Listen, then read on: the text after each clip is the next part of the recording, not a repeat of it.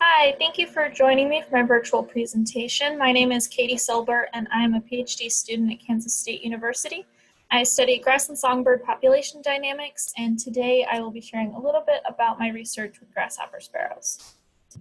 So to start out, the system that I work in is the native tallgrass prairie of the Flint Hills.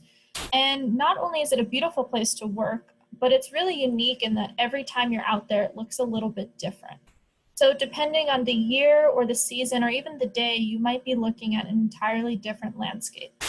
And we usually attribute this to the three main drivers of grassland systems, which are fire, grazing, and precipitation.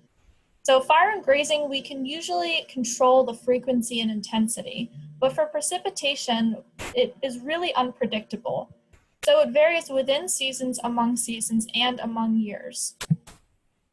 So the species who live in these systems, they have to use different strategies to respond to these environmental conditions. So whether you're a plant or an animal, you might respond at the individual level by altering your physiological processes or behavior, or you might respond at the population level by having different abundance in different years. And birds in particular are really flexible in their responses to climatic variability and unpredictability. So all of these are species that you find out on the prairie, and some of them move to different sites each year to seek out the conditions that are favorable for them. And then some species like grasshopper sparrows will move around among different years, but they'll also move around within the same season. And because of these behaviors, we see this really fascinating pattern in that interannual abundance is really variable. And we'd like to know why this is. So let's take one year in particular, let's say 1991. Why was there such low abundance this year? Well, maybe the previous year they had really low nest survival, or maybe there were a lot of adult mortalities, or maybe there were a lot of individuals who were there the previous year who decided to go somewhere else to breed in 1991. And for grasshopper sparrows, they are highly mobile. So depending on the site, anywhere between 0 and 80% of individuals return each year. And at our site, this is about 20%. So because of this, we cannot differentiate between deaths and an individual moving out of the population. We actually have to combine these two into a term called apparent survival.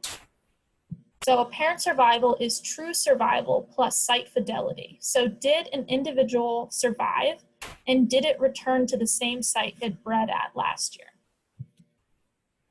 So if we know that precipitation is really variable, and we know that apparent survival is variable, are these two linked?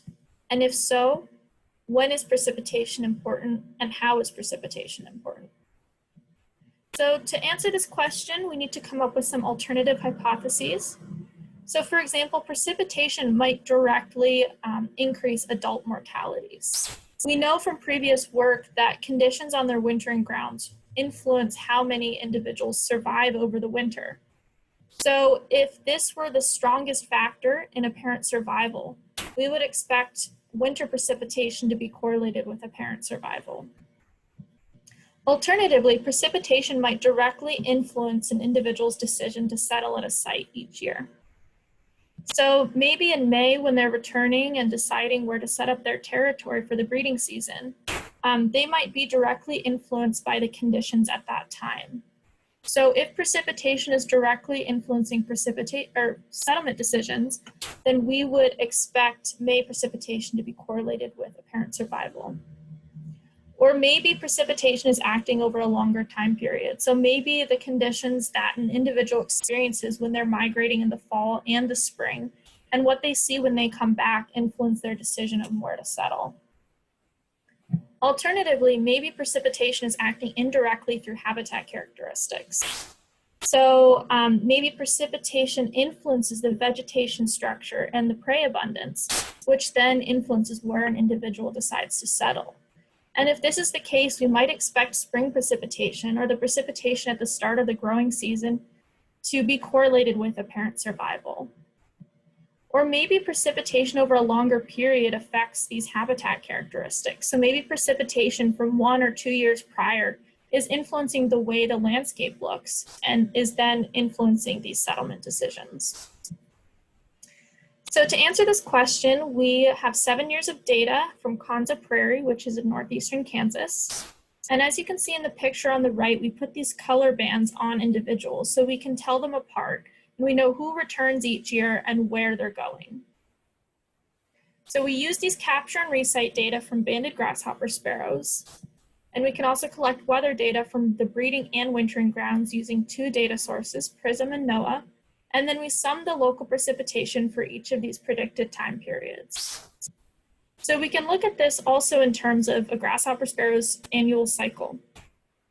So for our death hypothesis, we summed the precipitation over the winter period. For settlement decision hypothesis, we summed precipitation in May and then also over the previous biological year.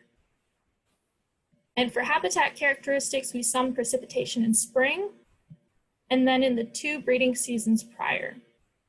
And what we've found is actually apparent survival is correlated with precipitation 2 years prior.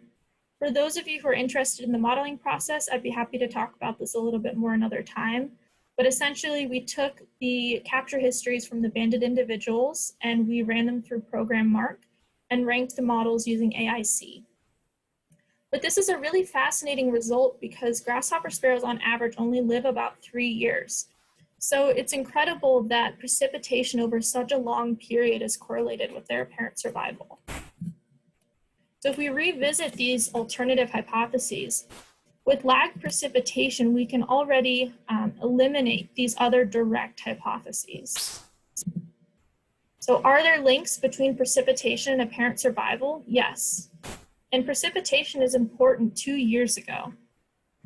So how is precipitation important? And to answer this question, let's think about what's important to a grasshopper sparrow. When a male grasshopper sparrow returns to breed for the year, what are they looking for in their habitat?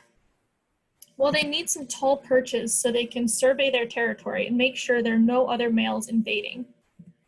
They also need some short grass or bare ground so they can find the food they need.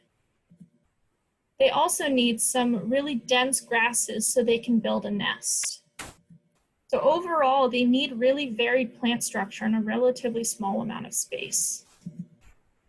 What kind of precipitation from 2 breeding seasons prior creates these conditions? And the answer is we don't know yet.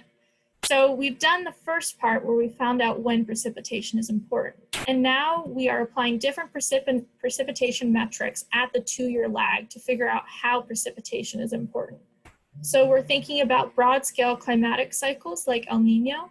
We're thinking about regional precipitation, so maybe it's not just at the local site, but since they move around a lot, maybe regional precipitation is more influential. We're also incorporating extreme weather events like drought and heavy precipitation. So stay tuned.